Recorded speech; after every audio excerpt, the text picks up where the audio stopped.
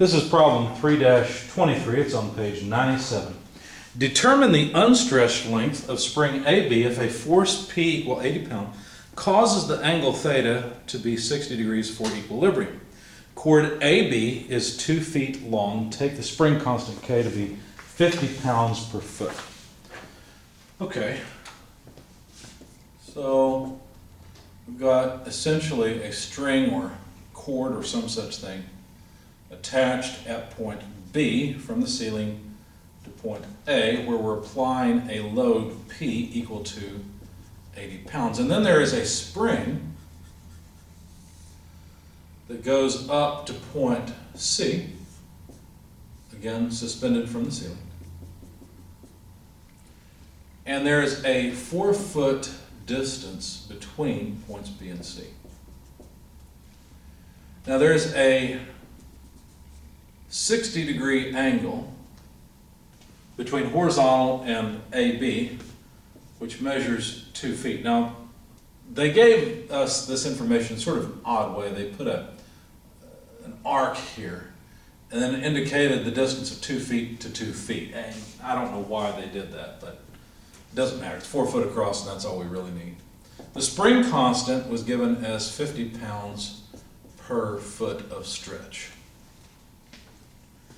And we're supposed to find the initial unstretched length of AC. So if we didn't have any load on it, how long would it be? Well, what I did is I drew a free body diagram of point A, realized there must be tension in string AB, so I just called that TB, and there must be tension in the spring AC, I just called that TC, and then load P acts down. Now, I really needed the length of the spring right now, and so what I did to find that is use the law of cosines. And so using the law of cosines, let's see, let me extract the triangle I'm working with. And it looks about like that. So there's B, C, and A. And I know the angle here of 60 degrees. I know the length on this side, 4 feet. I know the length on this side, 2 feet. So if I want the length over here, I can simply use the law of cosines. So 2 squared plus 4 squared, those being feet squared, minus 2 times 2 feet. Let me put the units in here, it'll make it a little bit clearer. So 2 foot quantity squared plus 4 foot quantity squared, which looks just like Pythagorean's theorem. But since it's not a right triangle, we have to correct it. So minus 2 times 2 feet times 4 feet times the cosine of 60 degrees should give me the length that I want, okay? Because I've chosen to use the opposite sides that I know, use the angle between those opposite sides, and that will give me then, actually it will give me length squared. Okay. Anyway, all of this comes out to simply 12. And of course the units are 12 square feet. And so basically the length I'm looking for right now is root 12 feet. That's how long this side is. Okay. Now I decided to set things up a little bit differently than I normally would.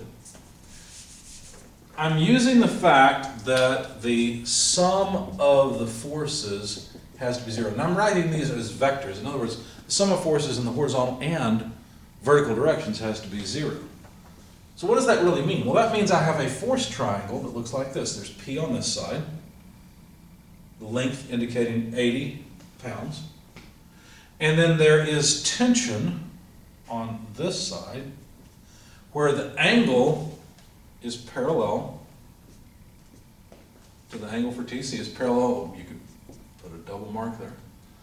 And then, excuse me, the final vector to complete off this triangle, the tension in B, is parallel to this line. Okay? Now, see, I didn't draw this very well. It's more to a 45-degree angle. It should be down farther. But if you think about it, you'll realize that from vertical to here would be a 30-degree angle. So that means that this side is a 30-degree angle. And notice I know that this side is 80 pounds. Okay. And an angle that is useful, let me put TC inside here, an angle that is useful is something I call beta on this side. And what I decided to do is to simply use the law of sines to determine beta, for example. Now, beta, let's see.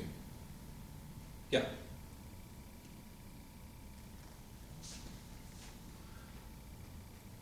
So if I use the law of sines, wait a second, I need to show the angle inside. Oh, yeah.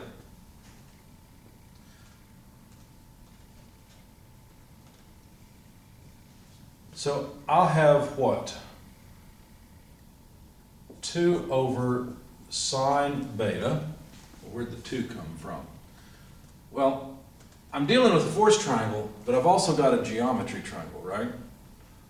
So I could draw, let's see, a triangle that is similar to this triangle from the geometry. In other words, I could draw a triangle where I may not know how long it would have to be here, but I could draw a 2-foot, I don't know why I didn't put that on my worksheet, but a 2-foot length on this side, again, parallel to these.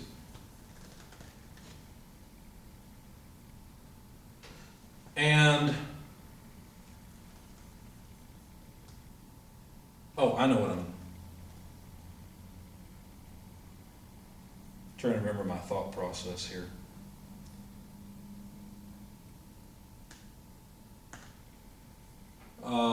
I must have not drawn that triangle. I think I know what I did. And I don't know why I didn't put it on my worksheet here. I should have. I think yeah, I know what's wrong. I just erased the triangle I had. That's my problem. So let me draw that one more time. So we've got 2 foot on this side, 4 foot on this side, 60-degree angle on this side. And so look, I'm actually referencing this triangle down here. Okay? And I know I've got length L over here. Now notice I know length L from the law of cosines.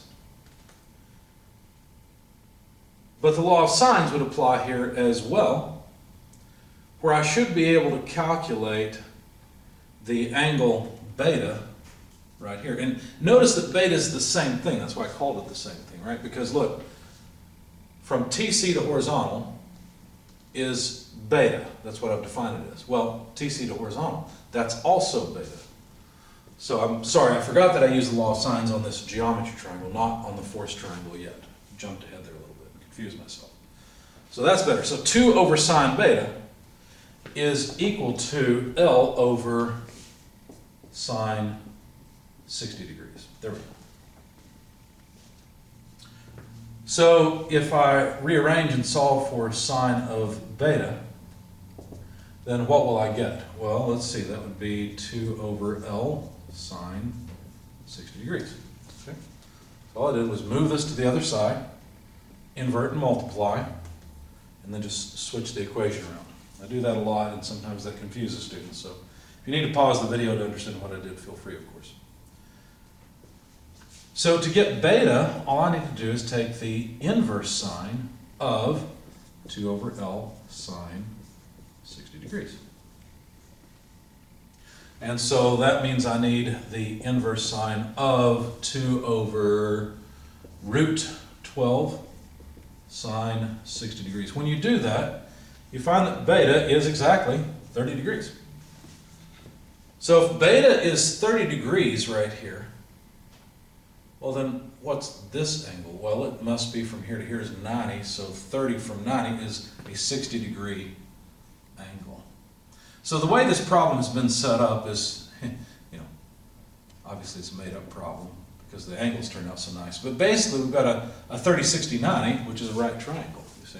It just happened that way. That's not the way this will always end up. That makes our life pretty easy because now we can calculate TB, TC, whatever we want without any problem. For example, to get the tension in spring C, TC, all I need to do is take P times cosine of 60 degrees. Why? Well, look, it's just a right triangle. I know the length of the hypotenuse, 80 pounds. I want the length of the side that touches the 60-degree angle, so that's a cosine relationship. So all I've got to do is take 80 pounds times the cosine of 60 degrees. When you do that, you find that TC is 40 pounds. Now, why would I do that? Well, because they want the unstretched length of that spring. So the tension in C from the spring equation, just K delta L, or delta length, delta S, whatever you want to call it, which is just K times the current length minus the initial length. And so to solve for the